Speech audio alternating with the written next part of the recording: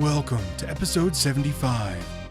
Hey, this is John Lee Dumas of EO Fire, and you're listening to Who Did That Voice, where we take an in-depth look at voiceovers. Ready to take a vacay, but you just don't have the time to plan? Let the agents at 3D Travel Company pamper you and take care of all the little details. Find us at www.whodidthatvoice.co and click the Book Now button on the left-hand side. For a limited time, Who Did That Voice listeners can receive a Disney gift card for qualifying Disney and Universal trips, booked and traveled by 2017. Hurry and book today so you can travel away. Welcome to Who Did That Voice, the show where we take an in-depth look at voiceover. And now, here's your host, Trenton Larkin. Hey everyone, just wanted to let you know we have launched a Patreon page. You can find us at www.patreon.com/whodidthatvoice. What is Patreon, you say? Well, it's a lot like a Kickstarter or Indiegogo campaign that allows you to help support us on a monthly basis. For as little as $1 a month, you can help support the show and earn amazing perks. Help us out today and join the Who Did That Voice family in a new way. Hello everyone, and welcome back to the show. Today's special guest voices Gorilla Grodd on the CW's The Flash. General. That voice, it's in my head. Dear God. Not God. Grodd.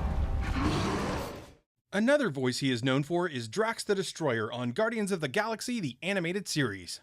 Don't hold back this time, buddy. You are the true destroyer. There can be only one.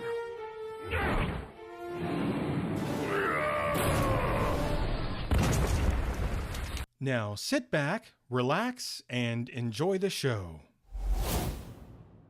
Hello everyone, and welcome to another episode of Who Did That Voice. Today on the show, I am so pleased to be bringing you David Sobolov. David, thank you so much for joining me on the show today. You are welcome. How are you doing? I'm doing so well, David. Thanks so much for giving me some of your valuable time today. Oh, sure. No, it's you say valuable time. Everybody's time is valuable, So I'm a busy guy, but I kind of see this as almost a blue collar job. Yeah. We're out there doing these shows, entertaining people, but it's just kind of an unusual, kind of quirky, fun job. Yeah. And it's nothing I want to use as a pedestal to be, better than anybody else. That's for sure. I love how humble you are about it. That's really cool, David. Thank you so much. You bet. Well, David, the very first thing we always like to do when we have a special guest on the show, especially for the first time, is to get to know them. So tell me about little David, the young boy that grew into the man he is today.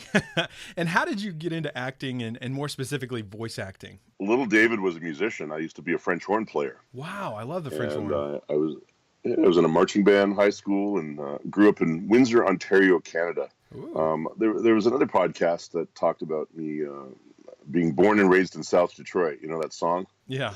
Because really, if you look at a map, that's where Windsor is. It's a little peninsula that dips down below Detroit. So that's where I grew up. And never really thought about doing this for a living. It found me. Later on, I toured with an a cappella group singing for a while. I did that for a living.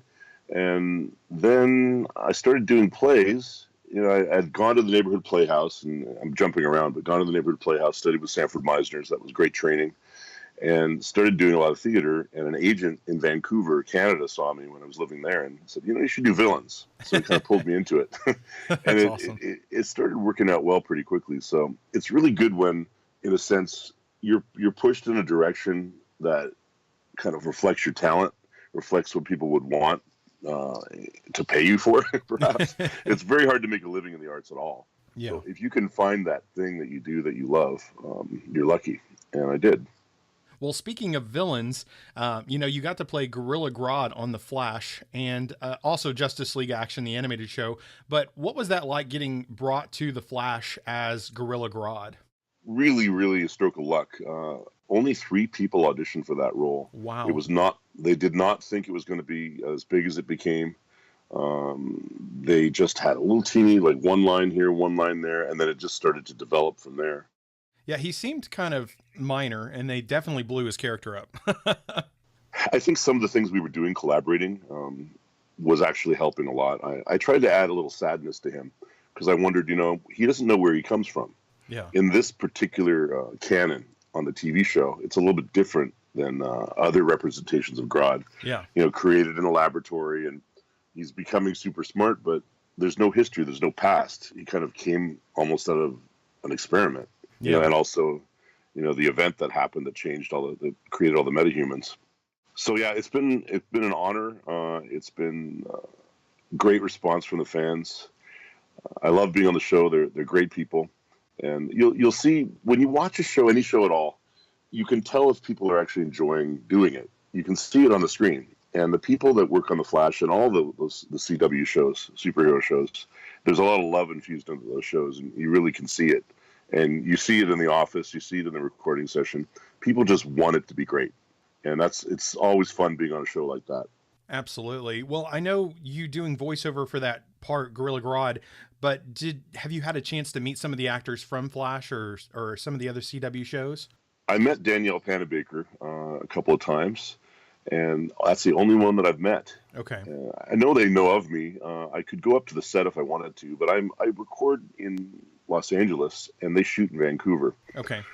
Before the run ends, I hope to go up and do a table read up there and meet everybody. So I'm hoping that'll happen. That would be fun. This year Grodd is on Legends of Tomorrow. Oh, what? Awesome. Yeah, that's been announced. He's moving over there. I'm not sure if he's going to be on the Flash this year. I know he's going to be on Legends of Tomorrow, though. Okay. Well, I love how all of the shows are crossing over, David. I mean, the CW has done an amazing job with the DC entities, and I've absolutely loved every one of them. So I'm glad that Grodd's going to kind of start crossing over into some other things too now. So that's really cool. It's always challenging for them budget-wise. The Grodd episodes cost 50% more than any other episode because of all the detail. Because of the CG they use for Grodd? Yeah, it's very, very expensive. So they do what they can. I think they would have loved to have done much more with him, but they can only do so much. Well, he looks stellar. I mean, the animators, the creators of Grodd have done an amazing job. Considering it's a television show, it looks like a feature film. I think the Flash and Arrow and Legends and all of those, they have such a presence on TV that makes them almost feature film-like on an hour basis, and it's just stellar.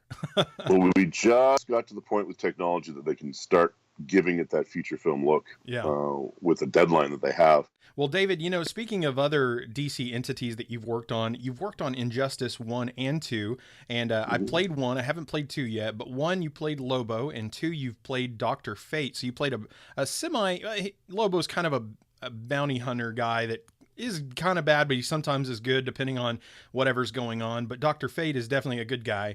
And so what is it like to kind of play a bad guy and then a good guy in the same franchise? Well, I always thought of Dr. Fate as a bad guy, and especially the way he's portrayed in Injustice 2.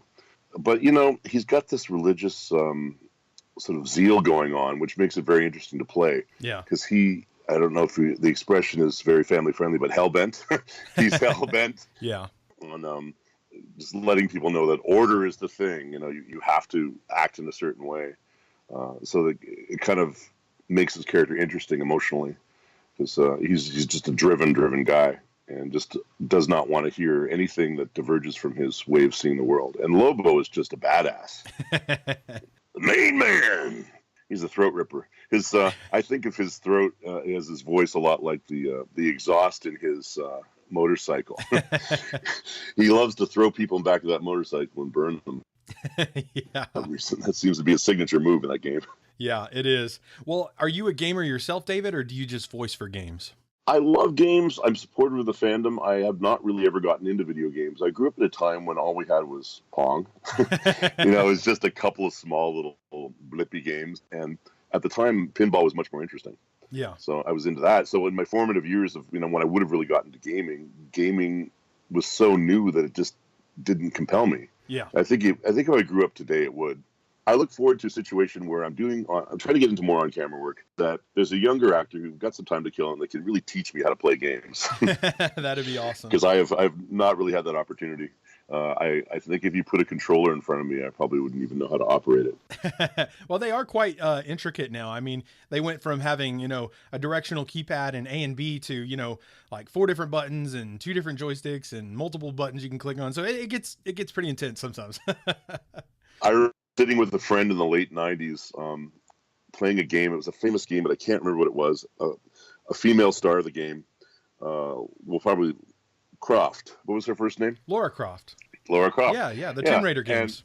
the Tomb Raider. And I remember they used to have cheat codes. Yeah. And I would sit there saying, like up, left, or whatever it was, and to get them through the game. And I thought, well, is this really what a game is? You're just sitting here looking at a book, cheating your way through it. But do they still do that? Is that still a thing? Yeah, they still have cheat codes. Even on the original Nintendo with like Mario and stuff, there were cheat codes. It's crazy.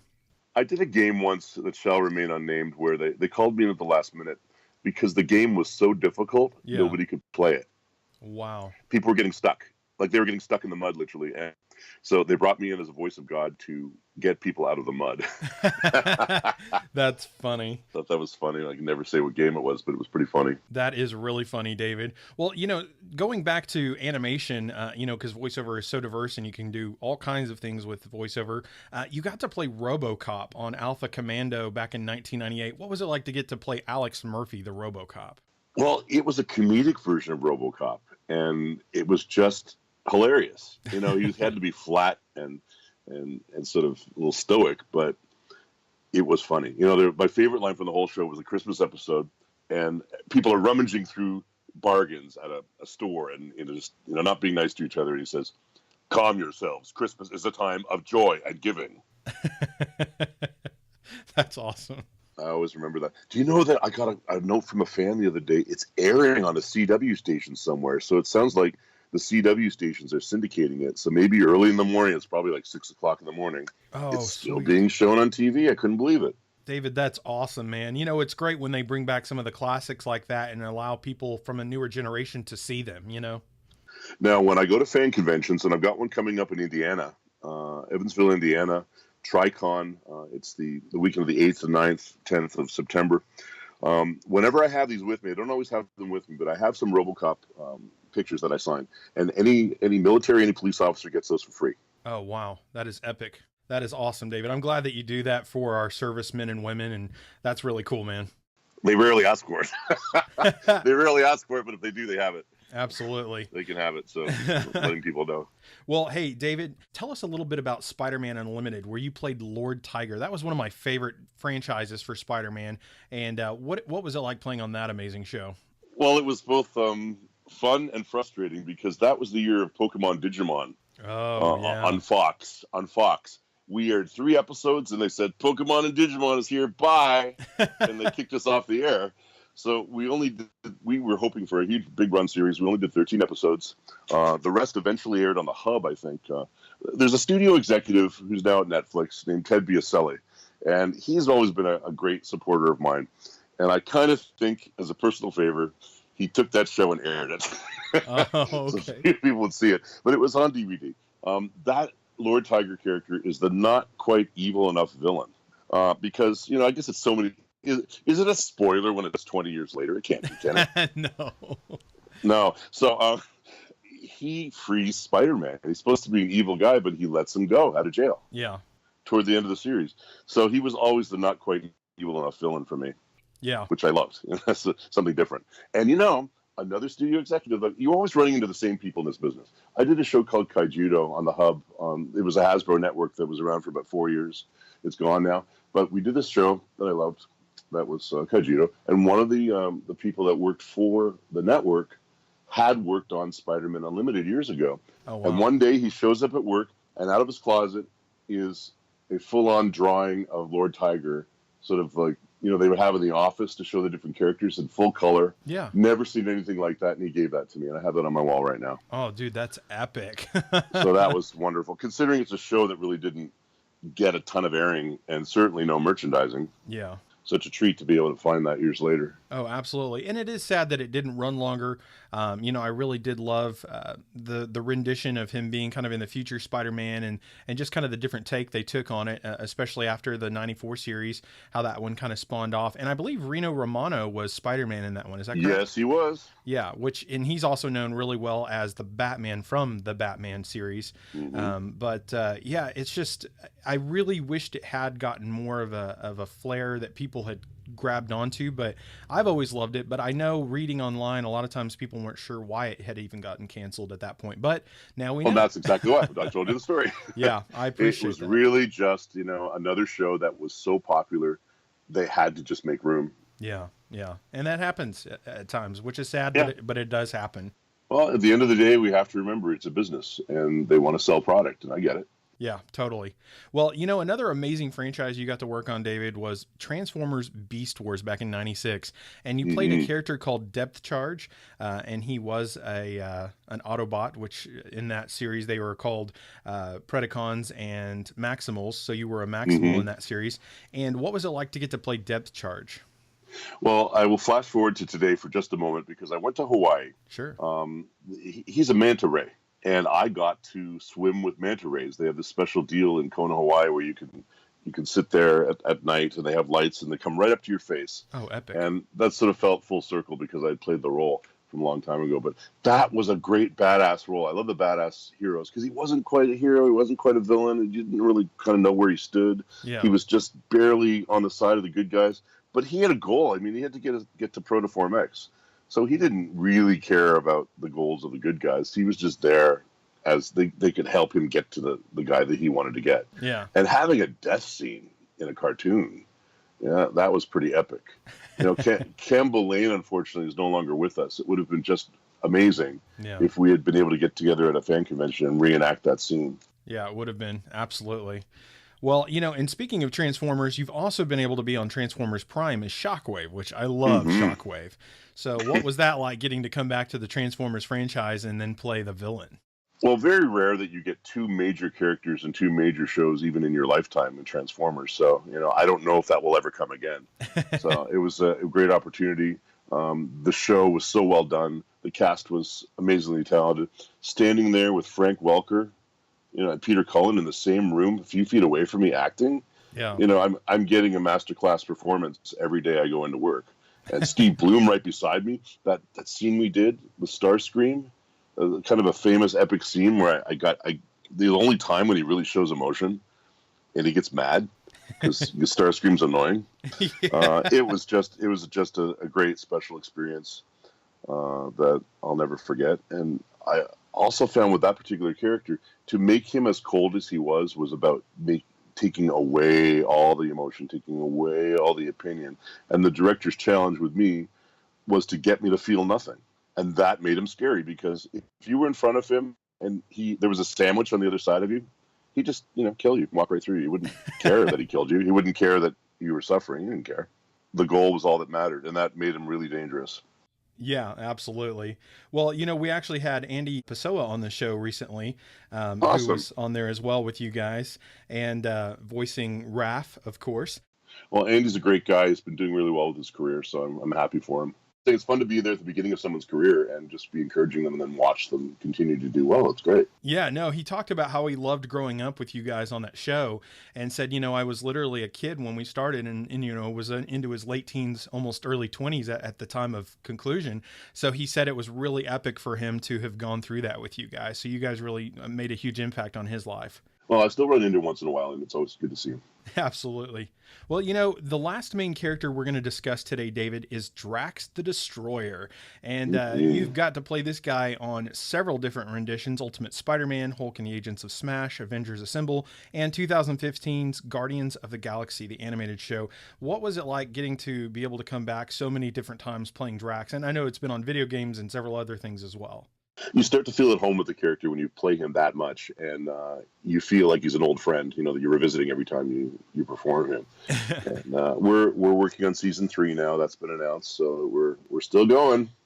Sometimes I remember going to work the other day going, it's really, really a privilege to be on a show that has that kind of a run, that has that kind of a following, that is attached to this huge franchise, and I'm very proud of that character.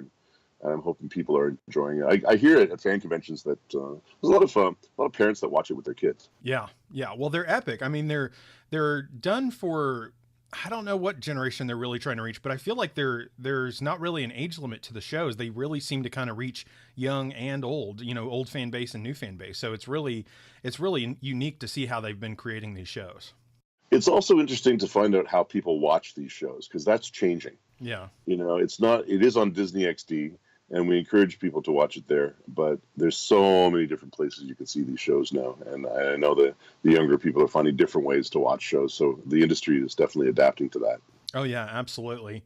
Well, talking about coming back and revisiting a character and Drax becoming kind of like a family member or someone that you really get to know, how much of a development do you feel the character has had since like Ultimate Spider-Man all the way to Guardians of the Galaxy for you, David? Oh, they've definitely honed it in, and they spend a lot of time with the group, making sure that the group is cohesive. All the Guardians. Yeah, he's definitely been on the journey with the rest of them, and he's grown and changed. But so, in a sense, only half the series is aired. Yeah. So there's not a ton I can say. Only half of season 2 is aired. So you'll see him in lots of different adventures, and he's going to he has a little bit of an arc of discovery where he kind of figures out who he is moving forward, which I like a lot. It's nice when they delve a little deeper. There's a great episode that has aired that deals with the memory of his daughter, who was murdered by Thanos. Yeah. And it's nice when you get these very special episodes where you really see the characters are not just cartoon characters, quote unquote. They actually have some deep feelings going on. Yeah, kind of give a deep inside look to the character instead of just a more surface look, getting really deep into their history. And there's always action, there's always adventure, but then there's sometimes where they focus on the specific characters and you get to know them a bit, which is great in the long run. Oh yeah, definitely. And it gives you more depth and feeling for those characters as the stories evolve. So I think it makes people want to keep watching, because then they get to know these characters and they feel like they're I can't say they're family, but you know what I'm saying. They're familiar. You turn it on and it's like a friendly face in a sense. Yeah. No. Yeah. Absolutely. I am constantly touched by fans, not physically, but touched by fans at conventions where sometimes they tell me that the cartoons mean a lot more to them than you think they would mean. Yeah. Sometimes people are having difficult lives and it helps them get through it. I met a fellow in the Army. You always get this about once every convention, twice every convention, something that just really hits you in the heart. He had seen his friends die in the Iraq War in front of him. He had PTSD, horrible nightmares, and he was watching Transformers Prime, and he realized if he'd watch it before bed, our story would be so stuck in his head that he would not have his nightmares anymore. Oh, wow. Yeah, it really makes me happy to know that we can both entertain and also inspire people. Yeah, and I mean, it's such an impact on the community. I know I've heard so many wonderful stories from different actors over the course of my show, and it's just so wonderful to hear how doing your job, something that you're passionate about, ends up becoming such an impact on someone else's life in an altering way or a life-changing way that you may not have ever thought it would, Yeah, there was a 21-year-old or so who came to me, and he said he had seen me as depth charge years ago, and he said he was having a really hard life. And when a 6-year-old's having a really hard life, you don't want to hear that. Yeah. You know that they're not eating or they're not being treated well. And something about my character allowed him to feel safe and to escape. Wow. And he had been following my career his whole life, and like, wow, there's somebody out there that's doing that, and just you want to give him all the time in the world when that happens, and certainly I did. Absolutely. That's wonderful to hear, David. Well, what kind of advice would you give to somebody who might be looking at getting into the world of acting, David, or trying to get into the niche of voiceover? Voiceover is acting, and people think it's about doing voices. It's not. It's about building characters. Yeah. And to do that, you need to learn how to act. So, I would say if you're in a smaller place, if there's improv troops, go and join them to learn how to be like open and saying yes and flexible. Taking a little acting training helps. Community theater is good. You want to be bigger than life, and then the director can pull you back if they need to. So learn how to act. Sure, funny voices are great, but you have to have some life behind them. You have to be able to tell the story of their lives and also the story of the show. So just learn your craft. It's my advice. Great advice, David. Thank you so much. I have one final question for you today, David, and we will wrap this interview up. The question is, what is the legacy that you want to leave behind? Wow, nobody's asked me that before.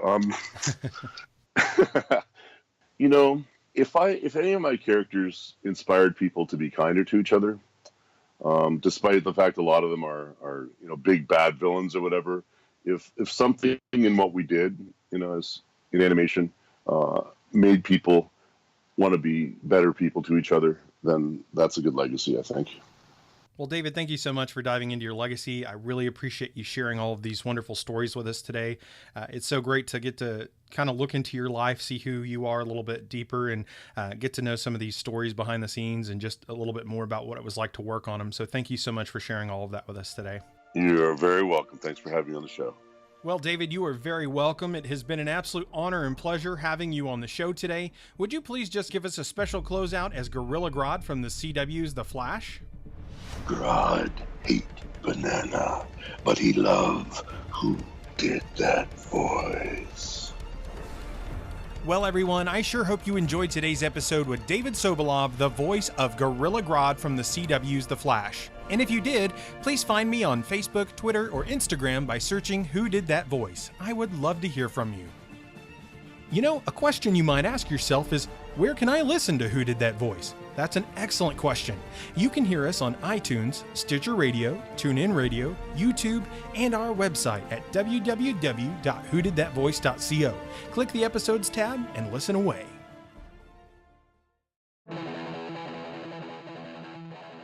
Well, everyone, that's all the time we have for this episode. Join us this Friday for our next special guest, Nancy Cartwright, the voice of Bart Simpson. You won't want to miss this episode. Hey, do you ask yourself who did that voice?